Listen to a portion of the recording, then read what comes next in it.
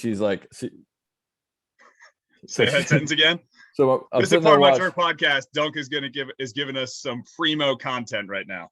All right, so I've got a perspective on the snatch event today that I didn't expect to have going into this weekend. So I'm sitting there watching with my mother, who has been to one CrossFit event in her life and probably spent the majority of that event way too anxious because the crowd was too big.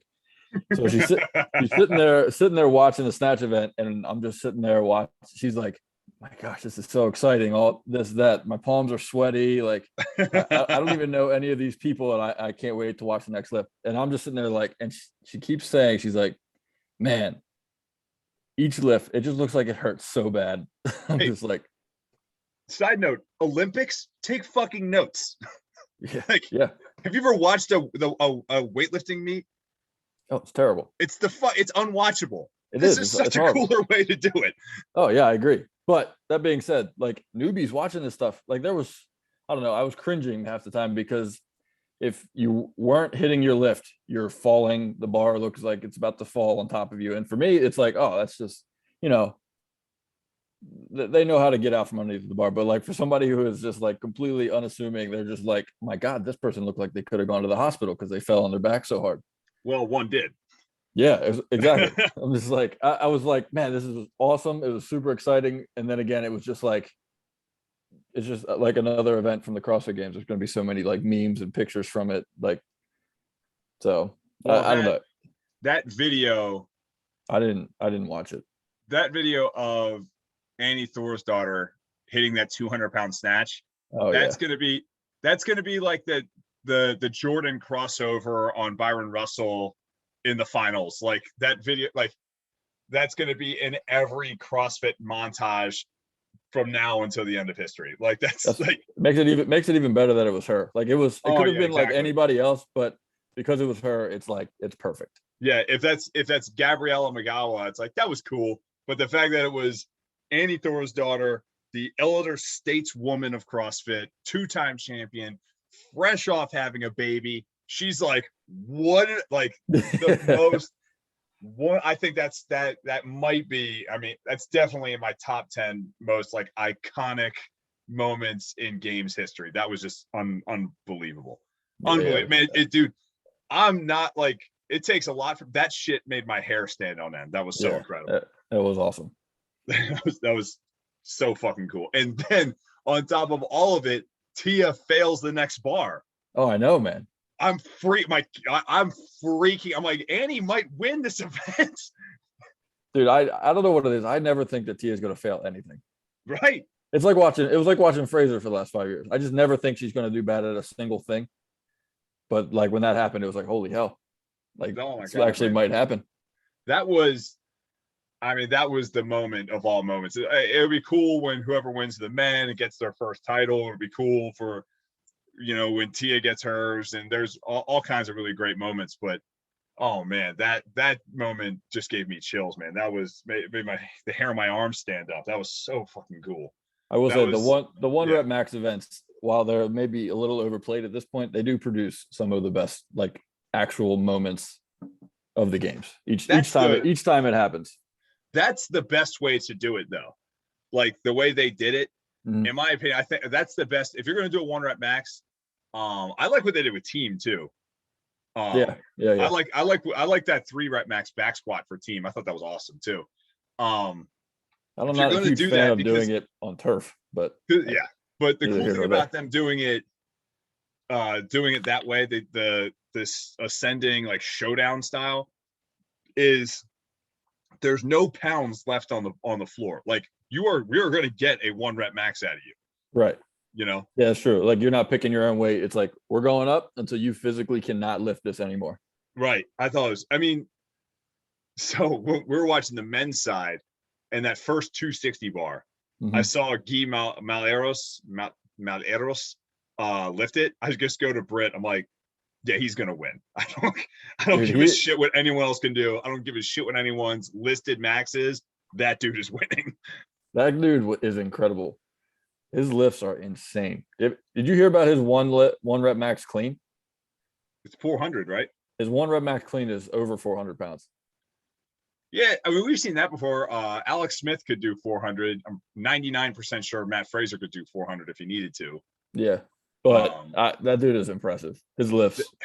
It didn't change from 260 to 305, whatever it was that they ended on. dude, he's so twitchy. Like I said, he's such as a explosive freaking athlete. Like probably the most explosive athlete we've ever seen in CrossFit. Yeah, Like I don't know if we've ever seen someone that has that level of like wattage output.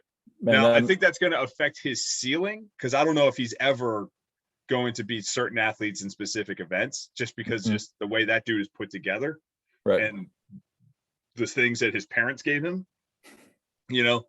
But holy shit, is he entertaining to watch? Dude, that makes me really hope that like Tola can get his shit together and like get to a games one year and just and I don't even care about the clean. I want to see them do a 1 rep max snatch and just see how high they can go. Or Anthony Davis, you know, all. Oh yeah, just Either of somebody that because like Royce Dunn's strong, but like Mal Harris had it looked he had 20 to 30 pounds left in him. That dude made 300 pounds look exactly like 260 did. Yeah, yeah. I mean, And it's but funny because he's walking up to the bar and he's like, I already know that I won this. Like this I hit this weight once a week in the gym. Like yeah, I did get the feeling though. I did say this to Britt. I was like, I do get the feeling that he's a type of dude that like it looks perfect until it doesn't. kind of like kind of like Mal O'Brien's was. You watch her at all? Yes, exactly. Yes. Like he's so technical. I don't think he can, I think his lifts look so good because he's so incredibly technically proficient. So I think there's no hitches in his giddy up. So it's like as soon as the weight gets too heavy, it's just too heavy. Right. Where someone like Travis Mayer who moves like shit, you can be like, if he just cleans up those 4 things, like he's gonna hit this no problem. You know what I mean? Like Travis Mayer's just raw strength and just moves to even Royce Dunn. And on that note, Royce Dunn, I made this note during it. That dude is equally as impressive because here's what I'll tell you. That dude wins the CrossFit Total in 2018 and then almost wins the 1 rep max snatch. So we're talking absolute strength versus strength speed. Right. We're talking high technique versus raw power. That guy's got both of it. If he could clean up his lower body, he could have gone a couple more rounds too. His feet, I feel like, are an issue. Well, like, you know, you look at like so for example, Andre Uday, who took I think 4th or 5th in the event, somewhere around there. Yeah. That guy finished extremely well in the snatch. If that workout is the CrossFit Total, he does not finish. You see what I'm saying? Yeah. Like the fact that in any strength test, Royce Dunn has proven that he's going to be very, very formidable. That's extremely impressive for him. Well, there's a perfect example with Jeffrey Adler. That dude, he probably finished his top 3 in the total every time. Yeah. And he did not do that well in the snatch, which is what I expected him to do top 5 with this event. I mean, there were so many guys that fell 20 pounds, 25 pounds short of their listed 1 rep maxes. Yeah. I mean,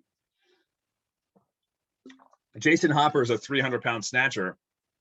First of all, that guy did not hit one single bar on the first try. No. And then I think he only made it 3 bars into the workout. That freaking guy, man, he's at this point, he's so far into his head, like he's not going to hit anything. Anything that he expects to.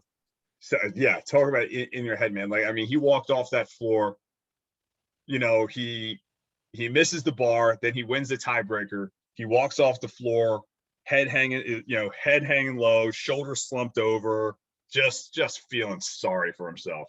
Well, he left Mac on cloud 9, and he's just got put in his place in the best. Like, I mean, it's impressive. He's a rookie and he's still in the top 20. Like, he's still competing.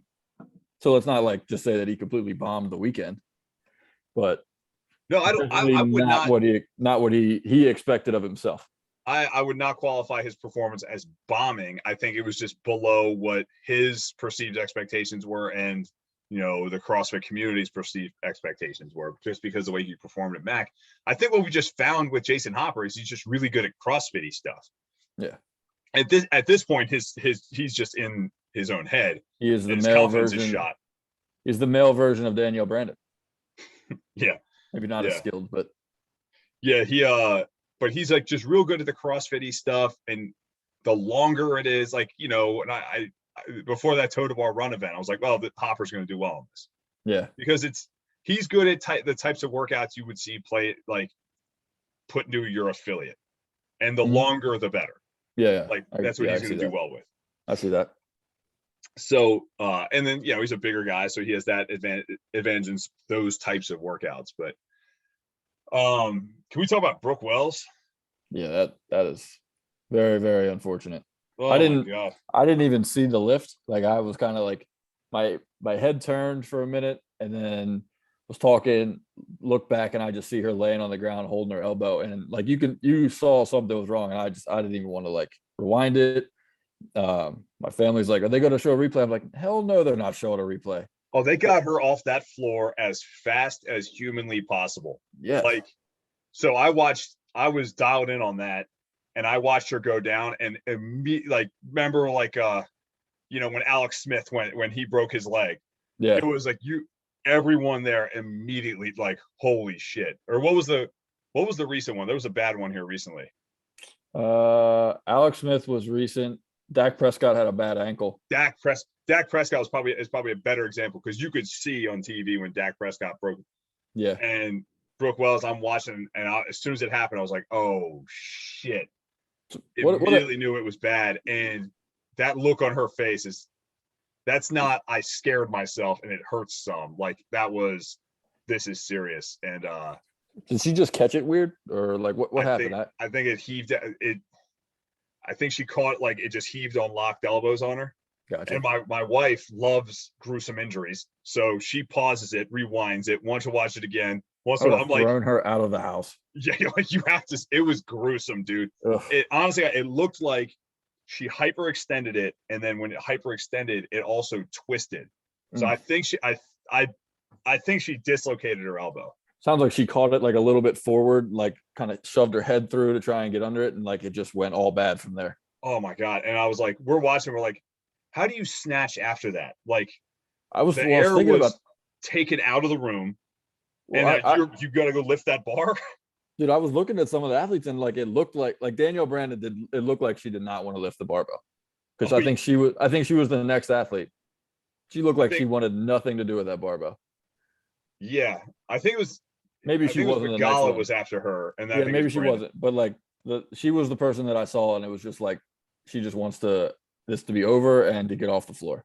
Yeah, 100%. Like, that even air like was Tia sucked out of the room, man. And yeah, you could see it even with Tia. Like, she did, like, it just looked like and Tia's a good friend, so maybe it was like more in her head than most. But right, it was just you could tell that the energy wasn't quite the same after that. Oh yeah, 100%. And it was crazy. I don't know how many times I've ever seen a medical team do it like they didn't even address her on the floor. Like, it was, she's down, medical team rushes out there, they're like, yep, you're going on your feet, you're going at it. Like, we're not gonna do this in front of 20,000 people. It is a little bizarre, because it's like, usually they don't want to move you until they figure out what's wrong with you, get you in like an air cast or something. Right.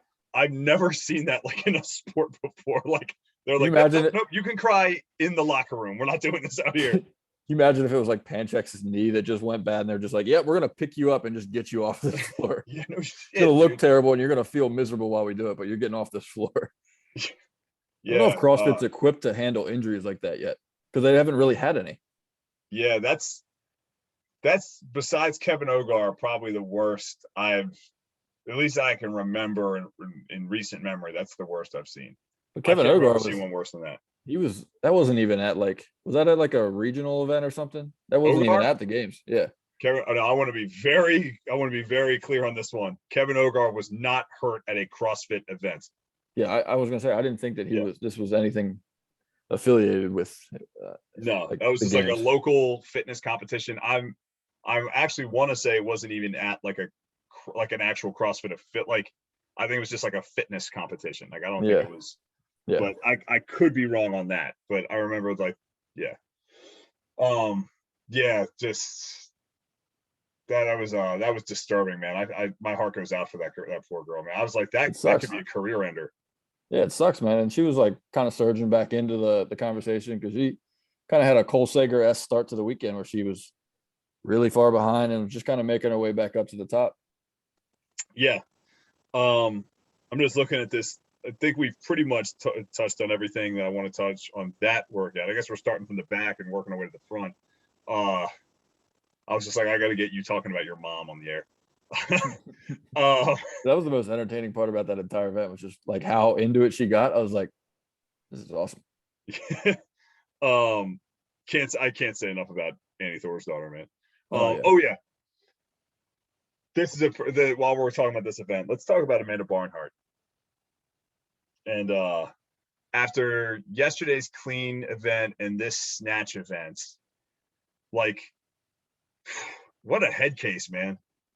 I think she looked like, once again, she was reminding me of Royce Dunn. Like Royce Dunn, nothing great about the way he was lifting, but you could tell that he's strong enough to move the weight. You could tell she's strong enough to move that weight and much more. I don't know. She just looked like she had like super tight shoulders and fell forward. And then after that, it was just like, she did like, get me off the floor as soon as I can. Yeah. So I have this theory. I shared it with you earlier. I just want to put like, so we've for the last couple of weeks now, we've been talking about like, what's the CompTrain athletes don't really look. Chandler Smith didn't really really look comfortable this weekend. He never really seemed right until it was kind of too late, and Amanda Barnhart really can't really seem to get in a groove, and she really does.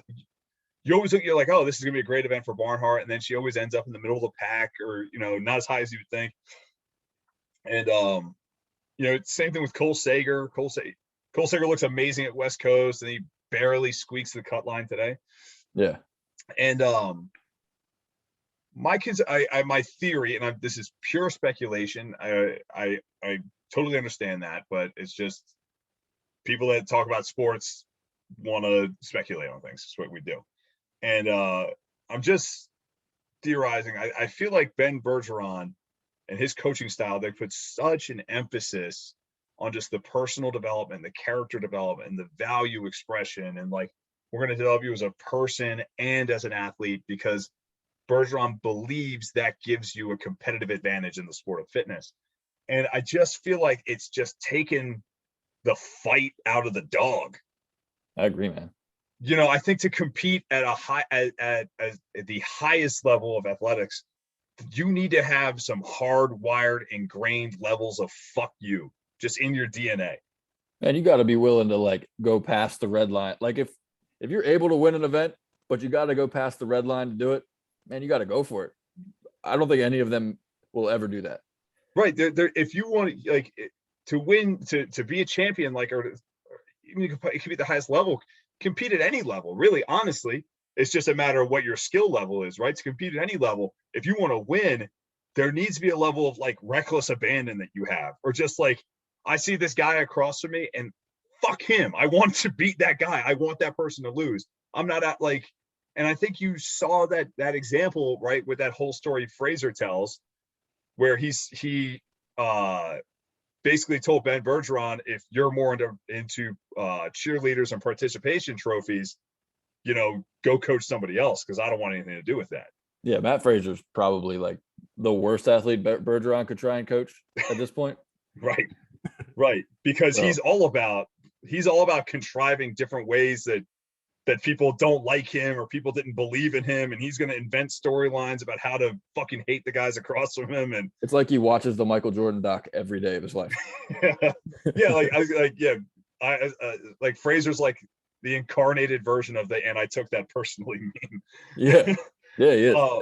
But no, you're right. But it's not even just CompTrain is the worst, and it kind of runs through every one of their athletes. But I feel like that's a problem with like kind of a lot of the top level CrossFitters at this point. Like there's not like Noah Olson, I feel like, is the exact same way. Like he started out his career as, I'm just going to go and go and go until I just physically can't go anymore. And then something like clicked, and he's just like, I'm just here to do my best. And if my best isn't good enough, then that it is what it is. So maybe we're stumbling into something here, because you could probably, there's something to that, because Training Think Tank operates similarly to CompTrain. I don't think to the level CompTrain does, but they operate similarly, and so does Invictus, right? And it seems like so they're all in these athlete training camps with these coaches, but who are the athletes that time and time again we see at the highest level performing? And there's obvious exceptions. Rich Froning being the most obvious one, like the athletes that want to bury themselves in a dungeon and learn how to suffer in silence by themselves. Yeah. Matt Fraser, Pat Bellner, Brent Fikowski, like the guys that are there every single year. Haley Adams, she's like this. I'm certain Tia is, but even though she now does all the stuff out in Tennessee. So maybe there's something to that, man. Just like that level of grittiness you learn just from being alone in your head. I feel like it's also a thing where it's like, I don't know how many of these people grew up in competitive sports where like did they learn how to like win, be competitive against other people? You know what I mean? That's the thing, man. Like, so Chandler Smith, that's why I'm saying it's a concern. Chandler Smith has a background in wrestling and mixed martial arts. Yeah. So you'd think that he'd have that fire, that fight to like to push something else too, and the dude's in the military. Yeah. He's literally a trained killer. Yeah. Yeah.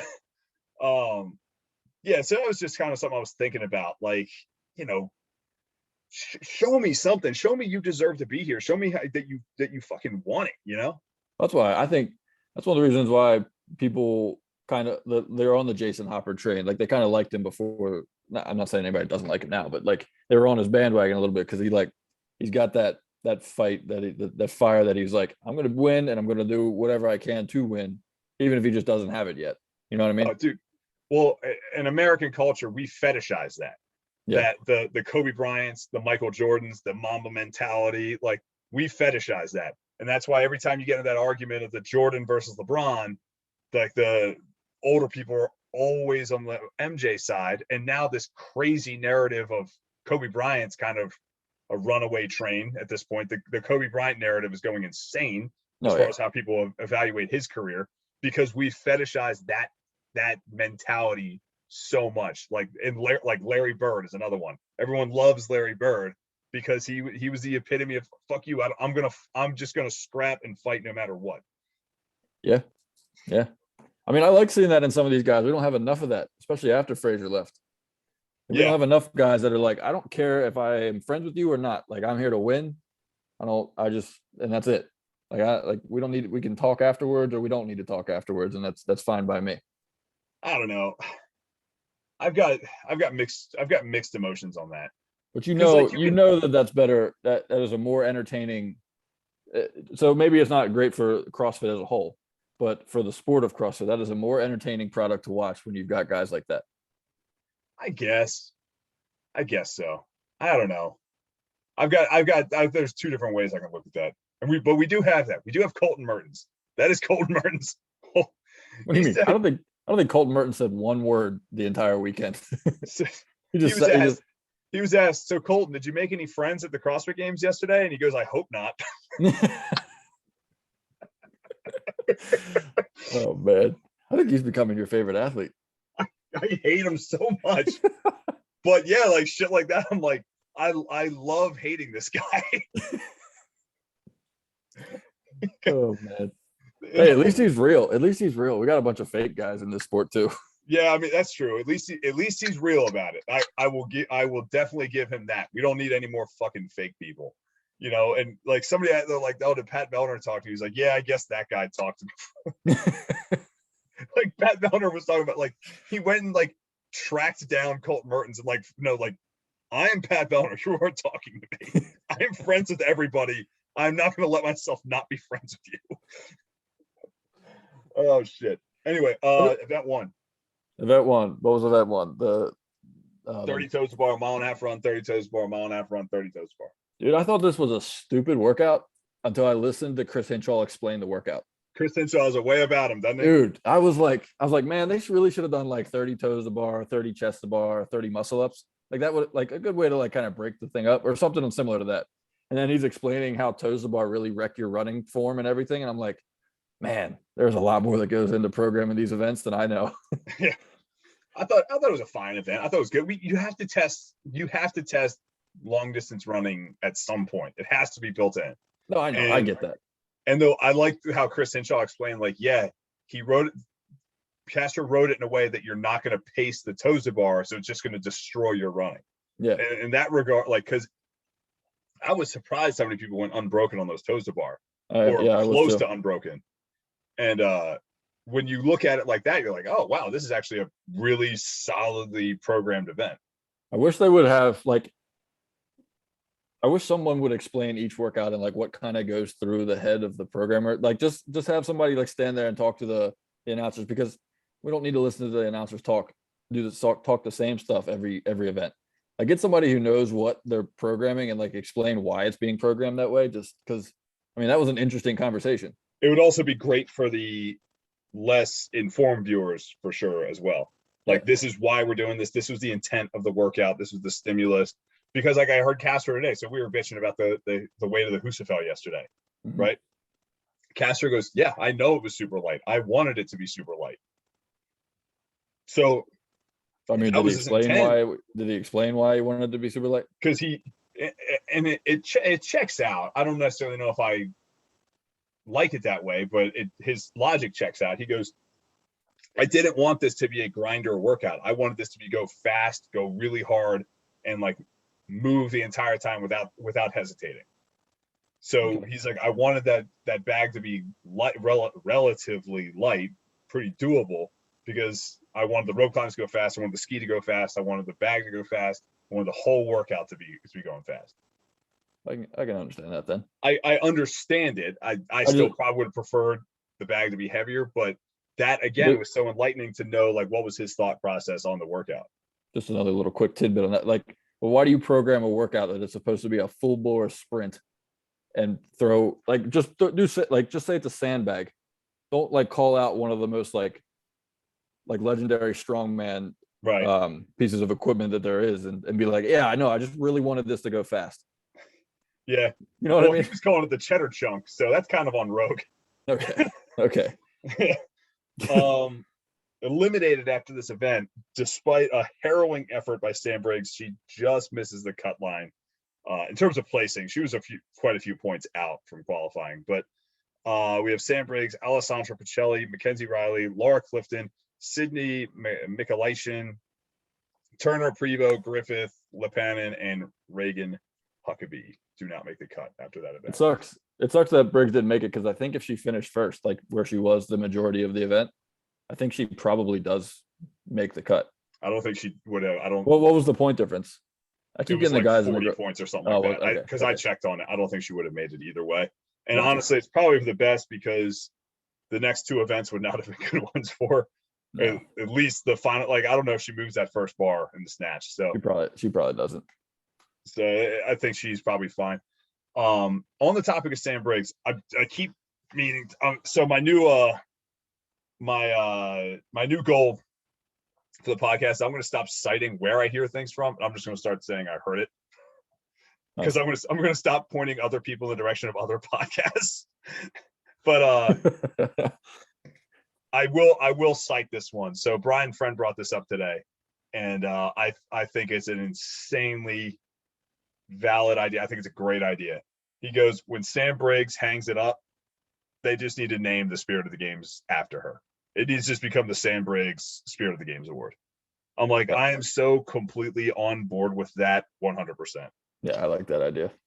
Just like, because again, like now, like I heard two more stories about Sam Briggs and what she did in these games, and it's like, dude, and then she still goes out there and just fights her ass off to make that second cut again. Like, yeah, dude, she's the shit. Yeah, she's great. It's going to be a bad day when she decides, I'm done with individuals and I'll do.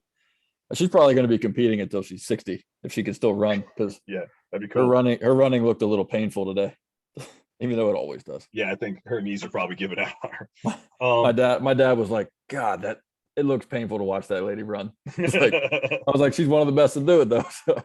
Dude, there was a time where Sam Briggs could have I'm going to butcher this. I got to go back and look it up. But Sam Briggs could have qualified for the Olympics. I think, or qualified for like world championships in the 5K run. Really? Like legitimately, like one of the best 5K runners in like the entire country of Great Britain. Wow. And I think she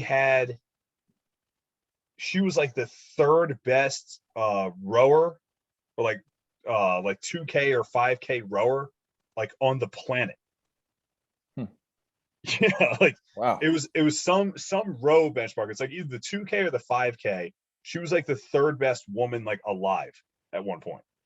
And it's funny because like the more you know about rowing, the more like it's a technique thing. Hers wasn't a technique thing. It was just pure power and like will to push through the pain. So men eliminated. We had Chandler Smith, we had Jay Crouch, Sam Cornway, Alexander Caron. 4 big disappointments not being above that cut line. I'll continue. Yeah, after that we have Upanix, Jason Smith, Brandon Luckett, Tim Paulson, Luka Dukic, and Zach Watts. Somebody's got to get eliminated. Immensely disappointed with Chandler Smith's weekend. Yeah. Even more disappointed with event 10 because there's absolutely no reason he shouldn't have finished in the top 10 in that event. In event 10 running totem bar one. Yeah, like that dude. He's supposed to be a runner. The toes to bar shouldn't have been an issue. There's something going on with that dude. The way he trained this year, he got less fit. Fair, yeah. Especially since he finished 6th in the games last year. Yeah, like barely missed that last cut to go to California. There's a few disappointing names too. Jay Crouch, I had higher expectations of. That dude's supposed to be, that guy was supposed to be like Rob Forte's wunderkind. Like he was so talked up, he was performing so well in all the other events, and he got here and he's just average to below average. He was that was unfortunate. And Sam Cornway, for as confident as that dude was going into the games, and certain events you saw him do so. He had food poisoning. I heard that. Why do so many people get food poisoning at the games? Yeah, it seems to be a lot of that going around in the games, right? Like, oh man, I had a bad slice of pizza last night. I had food poisoning because I finished I had 2 30th place finishes today. Right. And why are we getting so many stomach bugs at the game? I mean, maybe he drank some lake water. I guess there's an established precedent on that. But I don't get it. It's like everybody that does poorly that expects to do well comes down with some sort of gastrointestinal disease. Yeah, man.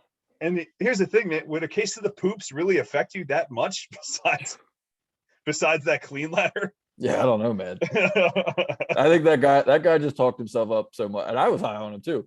That guy just talked himself up. He had to come up with a reason that he finished in 22nd place or whatever it was. Yeah. I hear that. I don't buy the food poisoning thing because like the events that he was supposed to do well in, he did well in. Right. So like you which ones did he bomb out on? Do you remember?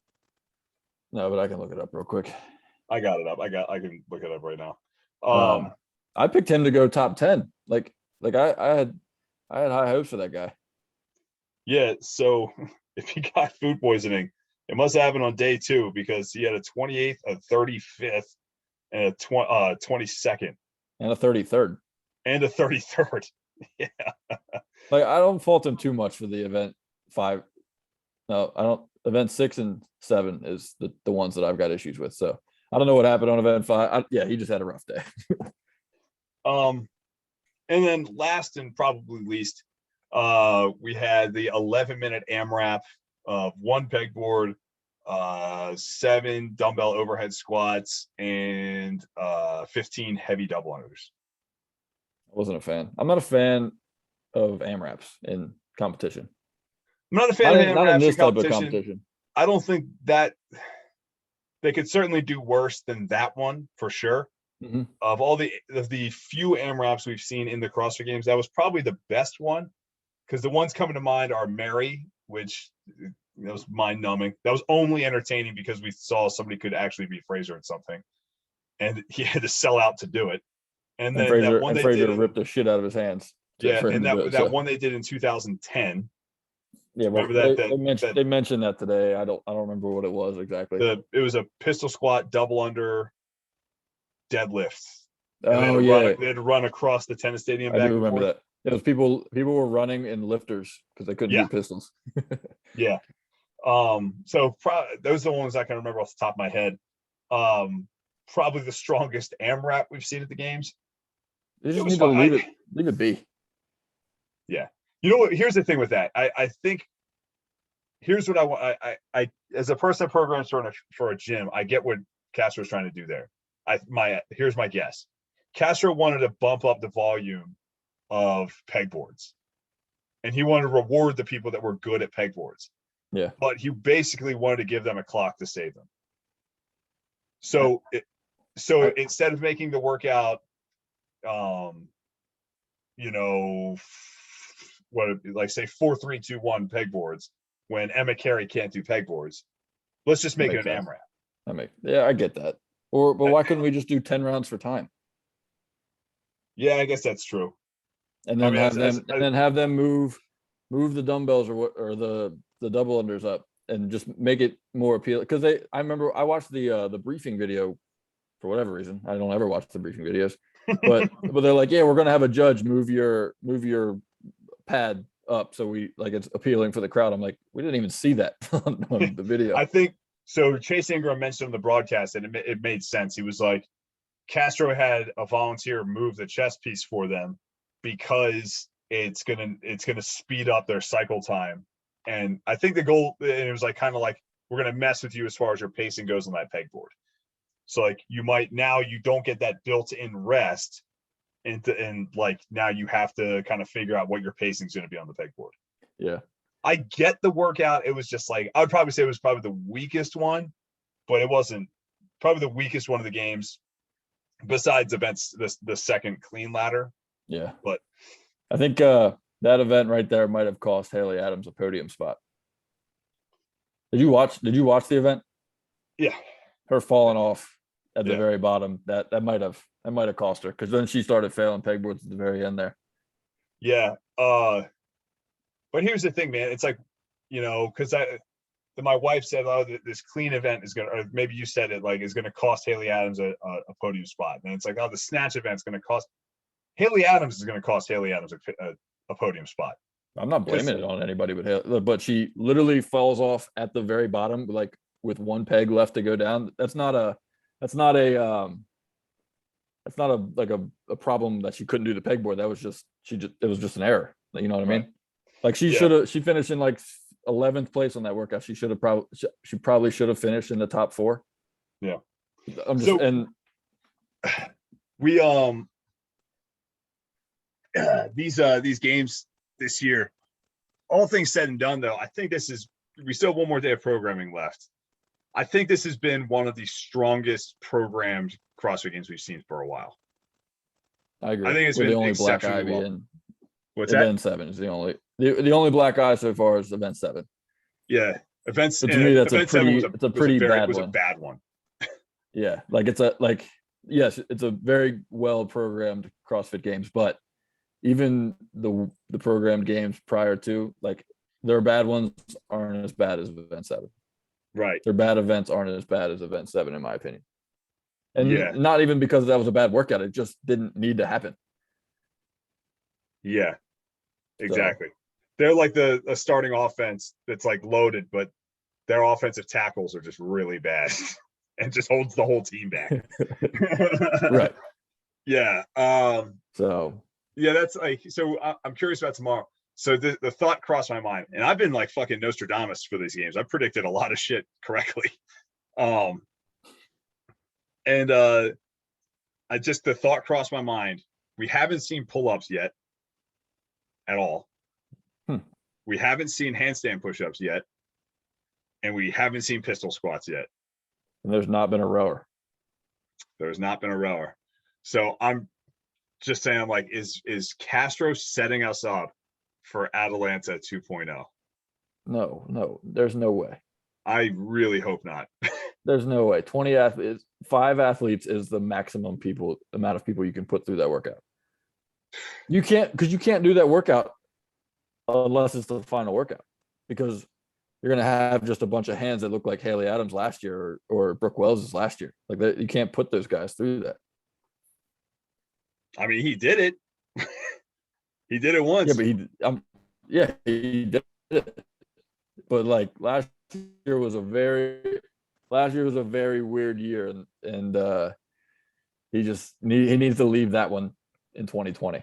I hope he does. So. I do. I really do hope that he does. But I'm just saying those 3 movements are all still on the table. On the table. And, yeah, I'm curious. You know who really? I'm very curious about what we're. This is why I'm very curious about what we're going to see tomorrow.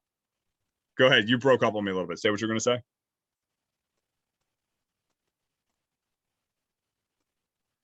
I was gonna say, who really hopes to leave Atlanta in 2020 is Laura Horvath. Oh yeah. She really hopes there's no Atlanta in 2020. But my God, if she has to do Atlanta, she finishes dead last. There's a good chance, yeah. But I'm really curious about, because I really like these games a lot. But if you look down the programming, I would probably say in terms of just like how the athletes feel right now, this is probably one of the easiest CrossFit games we've seen in recent years. I think this going into the final day of competition, I think a lot of the veterans be like, yeah, this is probably the best I've felt. Like, how many of the events have they done that really beat the shit out of them? Yeah, I mean, I would say event 9 that did, but that's not a workout. Like, you're going to feel terrible for about 10 minutes afterwards, but after that there's no lasting effects on that one. I would say after day 1, like event 9 was the snatch bike workout. Yeah, but it's 4 minutes. They were hurting. That's what I'm saying. I hurt for 10 minutes and then I don't think about it again. Like, we haven't seen anything. The only one I can really think of is event 4. Event 4 was probably rough. Because what have we seen that's been high reps or a lot of weight for like multiple reps? Like, there really hasn't been anything in this event that's been like a high volume of anything. 90 toes to bar for these athletes is nothing. No, yeah, not anything at all. Especially and you're not doing anything but running in between, so you're basically resting. Right, and it's like the cleans, but the cleans were 10 singles if you even made it that far. Right. You know what I mean? Yeah. So I was listening to Pat Vellner talk, and Pat Vellner was like, yeah, I like on their off day, he's like, yeah, I could go today. I'm fine. And day 1 was probably the roughest. Which is weird, because I was gonna say day 1 is probably by far the worst day that they've had to go through so far.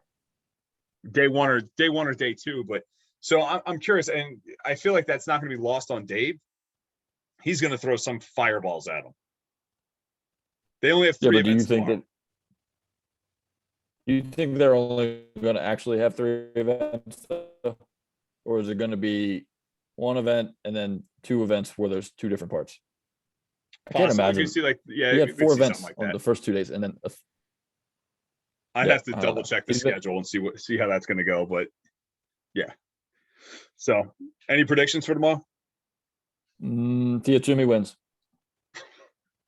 Any other predictions? The men's race is very interesting. I think Medeiros is. I don't know. Vellner is coming in hot. I think Medeiros might be the best CrossFitter, but I don't know if he's going to win. If that makes sense. He's got a pretty solid lead, and Fikowski looks like he's hurting. I think Vellner's got a good chance. Vellner surprised the hell out of me with that snatch tonight. Yeah, he did, because he was looking shaky like 3-4 snatches prior. So, yeah. As far as like, I think the only thing on the women's side that's interesting is like the 3rd place podium. I think Horvath's pretty much got it, unless there's a she's out to a commanding lead. She's got a 100-point lead on 3rd place, and unless there's a workout with handstand push-ups, she should be fine. Yeah, it's probably going to go Toomey Horvath. 3rd place, we'll see. Yeah, I think it's a pretty interesting race for 3rd place because it's pretty tight there. Yeah, but the men are still super tight all over the place. With them only being 20 people, we can see some big swings. Yeah, Medeiros Harris could not even podium. Like, it's still feasible that he could not even podium. Right. So, Right. yeah, All right, let's wrap this I'm shit pretty up. excited. I'm pretty excited to watch. All right. For those of you that listened, thanks, guys. We've been gaining a little bit of momentum here, so we really appreciate the listens. For all you people checking in on YouTube, hey, this ain't a library. Stop window shopping. Hit that subscribe button. Leave us some comments. Everybody else, thanks for checking in with us, guys. We will see you again tomorrow for our final games wrap up. Dunk, thanks for jumping on. See ya.